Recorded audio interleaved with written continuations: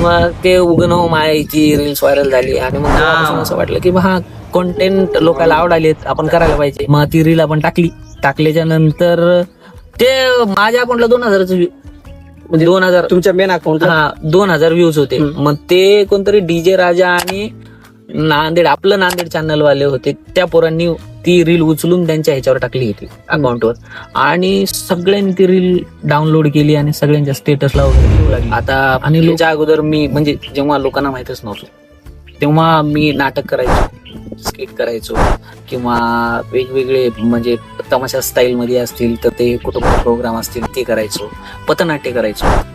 तर मग ह्या गोष्टी करायचो, पण त्या गोष्टीतून उदरनिर्वाह व्हायचा आहे तर तेवढे पैसे मिळायचे नाही. तर वैभव, आपण एक रॅपिड फायर राऊंड करू आता. लवकर उत्तर द्यायची बरं, विचार करायचा नाही.